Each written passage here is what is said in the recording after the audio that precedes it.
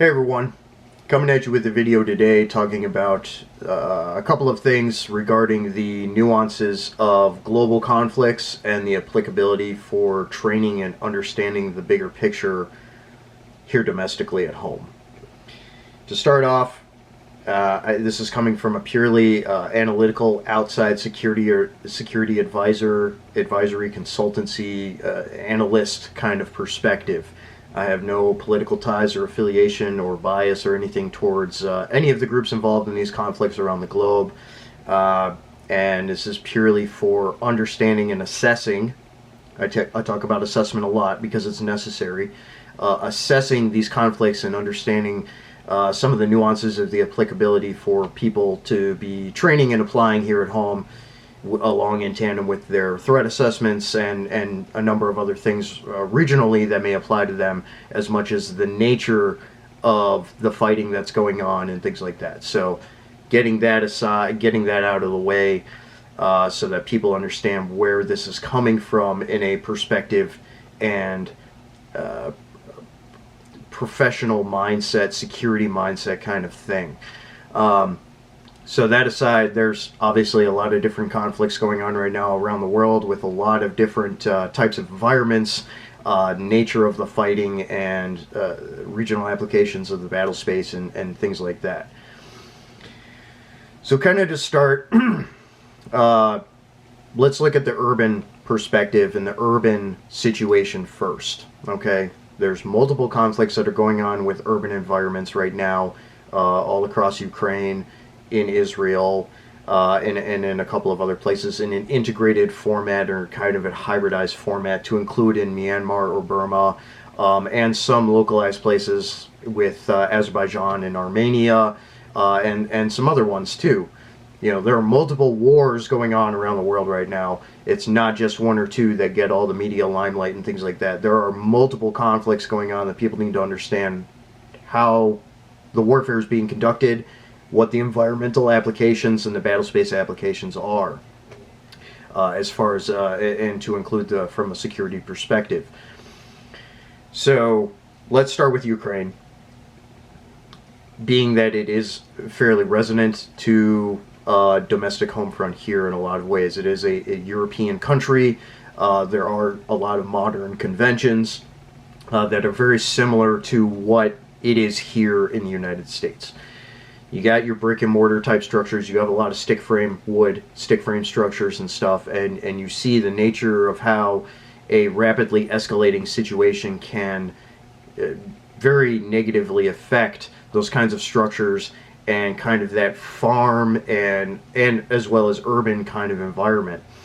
The nature of the fighting is nasty, and we saw this in the GWOT a lot too, from my experience, a lot of other people's experience too. And this applies for Israel, the Israel, Hamas, Hezbollah, Iran hybridized conflict as well right now. A lot of urban warfare, and not unlike what we were doing in the GWOT and what we were seeing in the GWOT. It is a very similar fight in that country as well right now.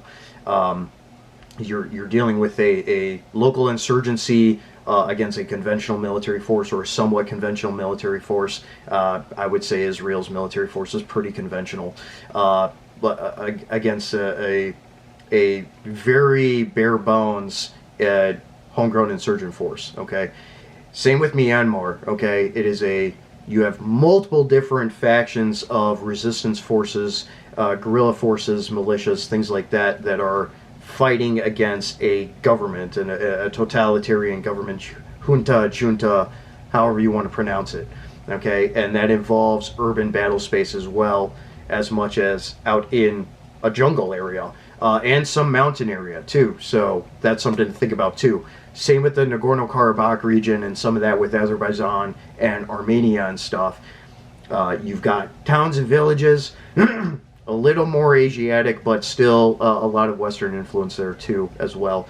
A lot of concrete structures as much as stick frame structures, and a lot of mountain fighting, a lot of mountain warfare fighting and rural area fighting, as much as the attacks that are going on along in that enclave area, along the border area with It's a lot of artillery attacking and drone attacking there, not nearly as much force on force unit against unit, direct contact kind of stuff. That's much more a war of attrition with artillery. But Myanmar, Burma, obviously Ukraine, obviously Israel, and some other conflicts going on, that is the case. You have force on force fighting going on in these hybridized urban environments, and then spreading out into more farmland and desert and mountain kind of areas. So, first off, what's the applicability? What's the nature of the conflict that's going to be applicable to you? And what are some tactics that you can look at that are being utilized there and operationally conducted there that have applicability to you regionally at home? Okay, this is a really big thing, and it's going to help mold a little bit of an adaptive picture for you at home to be able to apply for yourself for your training and for implementing your emergency action plans and your operational plans for various types of situations. Okay, a lot of people like to talk about the exigent, the most extreme exigent situations, with SHTF, Teotawaki, whatever it is. It may not get to that point. It could be disaster-related influence, like what we saw after Hurricane Katrina and stuff, where gangs are trying to take over, and all of a sudden you do have a fight on your hands, and it's very much a defensive fight, trying to protect your neighborhoods and your property and things like that from looters and gangs, armed gangs, with substantial firepower trying to take over. It could be cartel influence too if you're down on the border. So the desert warfare application is going to take some precedence there with the adaptive nature of how you're going to conduct yourself in defensive operations, or in the extreme situations, possible offensive operations. Okay, so those are some things to think about there. So getting back to it with let's use Ukraine again for an example. Okay, so you've got fairly conventional military forces with fairly similar hardware, head to head there. You see the nature of the urban fight, and you're seeing the nature of the fight out into the farm fields and the tree-lined, windbreak, wooded areas. I bring that up a lot because it's very applicable to the Midwest, where I am, as well as some parts of the South and some parts of the West. But again, the terrain differentiation is going to come into effect there. So what do you see with these, at sometimes long-range firefights, 400, 600-meter firefights, and then where the gap closes and certain defensive and offensive operations happen, where you're then defending your space at 50, 150 meters, right? And the nature of the topography, trees and open danger areas and things like that, some hills, things like that. So looking at that and understanding, okay, these things are working for these guys here. How are they going to apply for me at home with various types of operational nuances, and what can I take away to implement into my training here at home, and just looking at the bigger picture for emergency action plans as well as for exigent situation operational planning. Kind of moving from that, we'll get to the South and the Southwest here. Definitely in the West and Southwest, with the desert aspect and some of the mountainous aspect too. Again, Azerbaijan and Armenia, long-range shooting in large. And then with the Israeli conflict, you're looking at the urban warfare aspect. Different kind of structures there, a lot more concrete structures. But the nature of the fight, and we saw this, and we've conducted it all through the GWOT, okay? And we see that they're doing the same thing. The same thing is happening again there, okay? From the insurgent standpoint and perspective, what's been effective to whatever degree. Look at the GWOT too, obviously, with this. What's been effective for the insurgent forces as much as what's been effective for a more conventional force. Because there's various tactics from both sides that are going to be useful to you. Something to think about, right? So there's a lot of applications there, and there's a lot of nuances of that battle space and the conditions. Desert, a more arid climate survival, as much as for mountainous areas as well. So moving into mountainous areas, let's look at Burma, Myanmar, because there is a lot of mountainous area there, as much as further south in the country, tropical area. So you have that dual perspective application, the tropical area for areas like Florida, southern Georgia, southern Mississippi, Louisiana, southern South Carolina, things like that, areas like that. There's applicability there. Look at the nature of how they're fighting with all these different groups against the junta and junta forces and what the junta forces are doing. The totalitarian government forces there don't have a lot of drones, but they're starting to use drones, as are the guerrilla and militia forces. They're starting to use drones. But aside from that, you look at the nuances of how the fighting is conducted. It is a lot of close-range ambushes. A lot of close-range ambushes. That's just the nature of that environment, same as in Vietnam. With the mountain warfare aspect, you have some longer-range shooting that you could be doing. But also the survival aspects of mountain warfare are a lot different categorically from a dense woodland tropical area or even a northwoods woodland American or European style forest. It's going to be quite different from those as well. So you've got long range applications that you're going to have to consider. You've got your mountain survival that you have to consider. You have to move a different way in mountainous environments, obviously. And the survival aspect is quite different as well. So, things to look at, things to pay attention to. Study conflict. Study your area. Look at what the compatibility and crossover is between these various situations, these elements in other parts of the world, and these conflicts, and what the applicability is for you. And, start putting that into some training practice and implementation as much as your logistics and planning side of things. I've got videos on your route planning, your map study, things like that. I have videos in that logistics playlist. This ties into that, so this is going to go in that playlist. Look at that playlist because there's a lot of applicability and useful information there.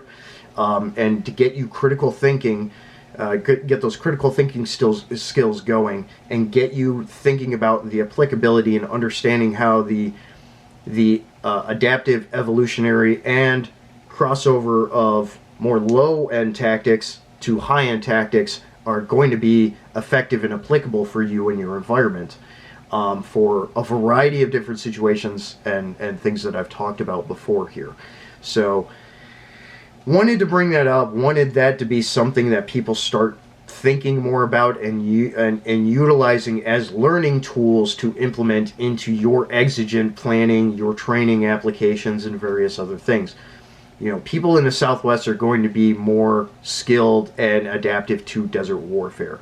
People in the South, the Southeast, the South are going to be more adaptive to your jungle and swamp type warfare. Okay, people in the mountains in the West or the East, because you've got the Appalachians, the Smokies,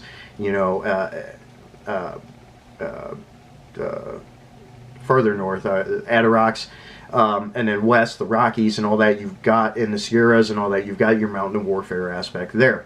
Okay, and then here, where I am, and a lot of the Midwest and stuff, and some other areas like along the Mississippi River Valley and some other areas, you've got that aspect, more hybrid, woodland, very European style of warfare aspects to look at as well. So, and in Alaska as well, you've got a lot of that apart from the mountain warfare aspect too. So, a lot of different things to look at based on the applicability regionally and what conflicts that you could be looking at. Again, those are just a couple. There are a couple of more out there to include, like the Kashmir, more mountain warfare, some more tropical stuff, the Philippine Islands. You got the Philippines dealing with communist rebel groups, all that stuff. And some South American aspects too, although there's not really an active war going on in South America really anywhere besides against the cartels right now. And maybe the FARC guerrillas in Colombia still a little bit. But that aside, look at these different conflicts. Look at the elements that are applicable based on the nature of the warfare and the regional applicability that you're seeing kind of homegrown here and for your area. And start applying it for your training and logistics and planning packages, emergency planning, and everything else. So, something to kind of think about a little bit more here. A lot of people do some talking in comments and in live streams about this kind of stuff, but there's a lot to be studying and a lot to be proactively taking and implementing into your training packages and logistically understanding your region and what a potential battle space could be, you know, a number of other things. It's a lot of critical thinking and a lot of analysis. Okay, so start using that part of your brain, start using those skills. So hopefully this brings some perspective to people and helps them understand some things. If you have any questions, please articulate them in the comments. Happy to have a discussion about it with you guys, and to provide some answers or provide some more critical thinking insights or whatever it may be for these various things. So that's all I have for you on this one. Thanks for tuning in. I appreciate all of you, and yeah, get after it. Metal up.